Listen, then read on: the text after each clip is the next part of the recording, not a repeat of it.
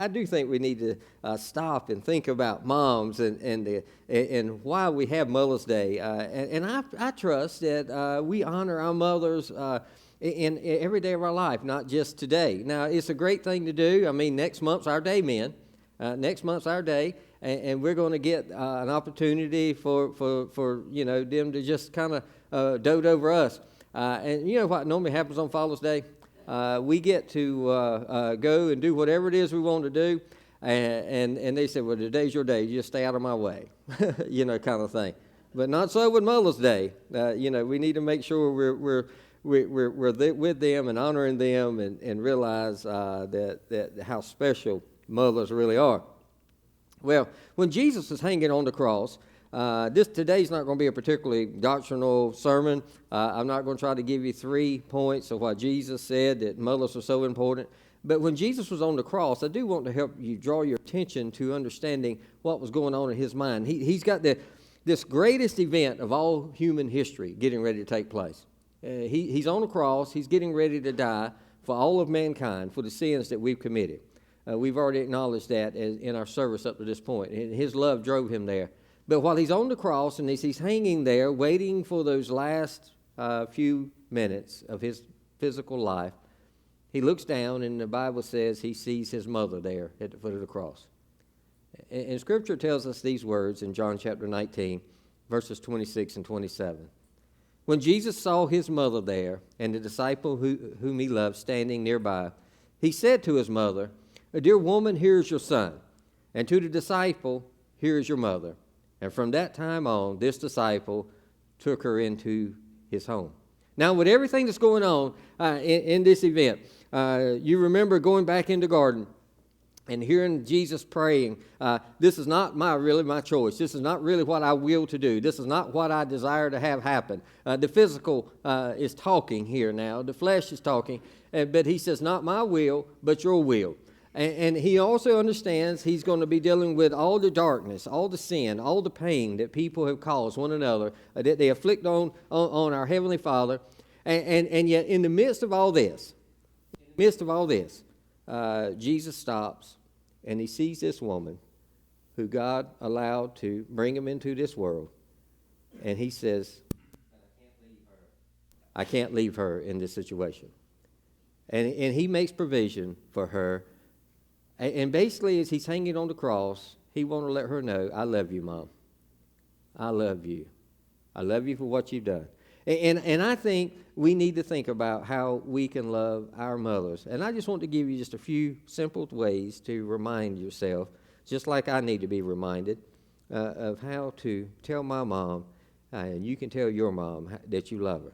So the first thing is what? Just tell her. Too many times we don't do that. Men are not cut that way at times. We don't always tell people we love them. It was only after I accepted Jesus, when my walk began to get closer and closer with Christ, that I could tell other people outside of my wife and my mama that I love them. And now you'll hear me at times. I get maybe have a conversation with you or be on the phone or whatever, and I'm gonna tell you I love you because I genuinely do. But typically we are not cut that way. And we even go as far as not telling our own mothers at times that we love them. And I tell you, there's nothing in the English language that can replace I love you. There's nothing there because it just reiterates not only from doing something, well, I gave Mama a card or I took Mama to lunch, but there's nothing like coming right out and telling her, I love you. And we all need to hear those words, but especially our mothers do. And I think there's this false notion that we don't have to do all those things, and we don't have to do the things that we don't like or make us uncomfortable. But sometimes, let me just repeat this, sometimes it gets better when we do. I remember the first funeral that I was ever asked to do. And if you've ever heard my story, you understand I almost didn't go into ministry because even as from a small child, I never cared for funerals. And so I almost chose not to go in full-time vocational ministry because I just had this thing about funerals. But I remember the first funeral that I ever did. And I can tell you, it was not an easy thing. And Amy mentioned, said, well, you did good, but you seemed a little nervous. Well, you better believe I was nervous. And so it is in communicating our love for people. Sometimes until we are able to do that, and it gets easier and easier. I remember going to a funeral home when I was a senior at RBC, which is now Mid-Atlantic Christian University.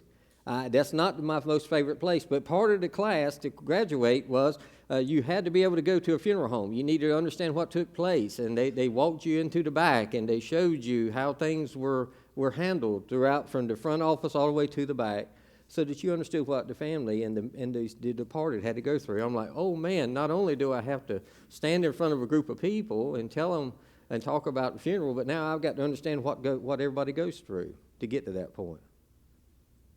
But it got easier. And I'm thankful that God has made these aspects of my life difficult so that I can understand. It puts me out of my comfort zone so that I can love people the way God wants me to love them. And so if you're not the type of person who is easily tells someone that you love them, you better be able to tell your mama you love her, because she loves you no matter what you've gone through. Take every opportunity to do so. Second thing, embrace her. There's nothing like the human touch. You see her, you need to put your arm around her. I've gotten where I'm a hugger.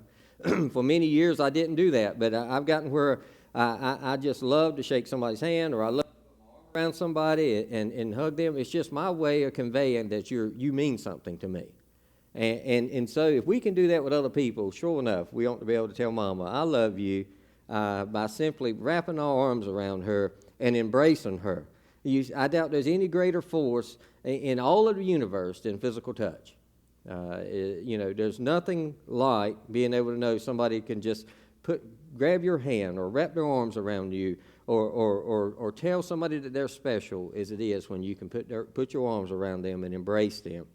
Mom was the first person that ever probably touched you.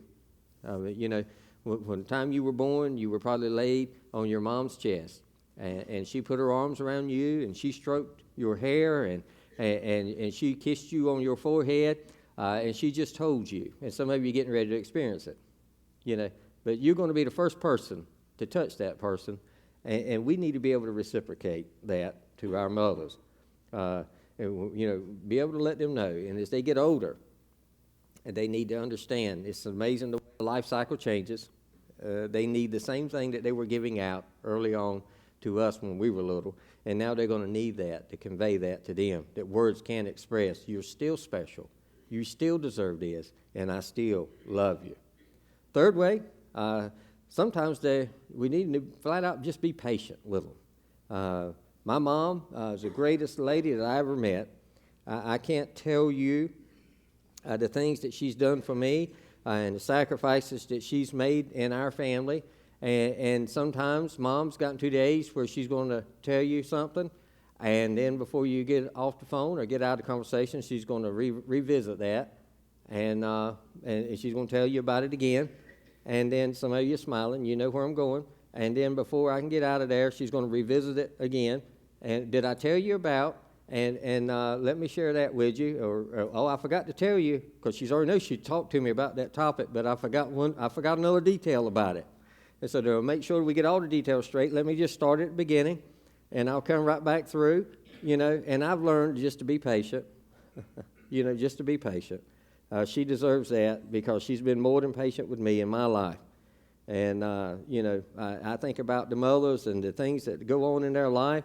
There's really no way to adequately describe what they go through and what they do, from the time of carrying the child for 9 months to and carrying a full-time job, many of them today, because, everybody can't be stay-at-home moms anymore. They come home, they still have that full-time job ahead of them, caring for their family. A father was trying to explain to his children one day what he thought about his wife, and they had seen this picture of their mom and dad early on when they were married. And so Dad got the photo album out, and he talked about the day that they got married. And the little girl looked at him and said, "Was that the day Mom come to work for us?" And they've got tremendous responsibility. And I think we need to be able to be patient with her and understand that. James Dobson read a letter on Focus of the Family some years back. It's from an 80-year-old lady before her birthday. Here's what she said. To my children, I suppose my upcoming birthday started my thoughts along these lines. This is a good time to tell you what I truly want and things I can never get enough of, yet they're free. I want the intangibles. I would like for you to come and sit with me and for you just to relax. We can talk, we can be silent, but I would like for just us to be together. I need your patience when I don't hear you the first time. I know there's some times where you're repeating yourself, or I must ask you to repeat yourself. And I just need you to be patient.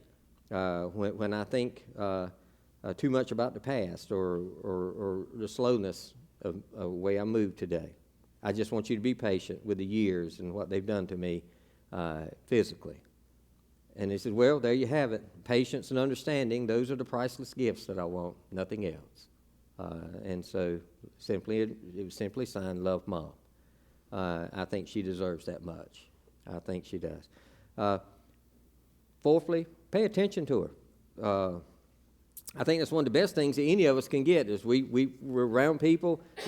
We would appreciate their attention when we're with them, don't you? I know you do, and she would as well. I think one of the words that have been invented in the recent years that have kind of played into our society and makes us think that we're special, we're multitask. You know, we're always multitasking. It's considered to be a good thing if you can drive a car, talk on the phone, chew bubble gum, eat your lunch, whatever the case is, all along at the same time. And we're multitasking. We're good at it. But sometimes, even in all that, we're so focused on our multitasking and what we're doing that we're not paying attention to those who are around us. And so I would ask you, it's nothing new. Multitasking is something that we used to call doing more than one thing at once. But it's hard to be involved in that and paying attention to that and paying attention to someone special in your life. And you think about who moms are in your life. I mean, for many of us, they were often the first counselors and advisors that we ever had. They were the ones who listened when our hearts were broken. They were the ones who picked us up, and they cared for us when we skinned our knee from riding our bicycle. They listened to our hopes and dreams and our plans for the future. They even try to encourage you not to go halfway across the country to go to college because your little boys are growing up. But they do want you to be all that you can be and reach for the stars. Solomon said these words. He says, do not forsake your mother's teachings. Do not forsake your mother's teachings. You need to listen when she's speaking. Pay attention because most likely you're going to learn something very valuable. Then he says this, be thankful. The Lord wants us to be thankful for what our mothers do. You remember when Jesus was hanging on the cross, why did he want to bless his mother? He was thankful for the way that she had loved him, treated him, and he was also modeling for us how we should be treating our mothers, even in those latter stages of life. I think it would be impossible to list all the things that our mothers do for us over our lifetime. There was a documentary on TV about men on death row and their last conversations with their mothers, and over again, though these men were on death row, they were getting ready to be executed in sometime in the near future.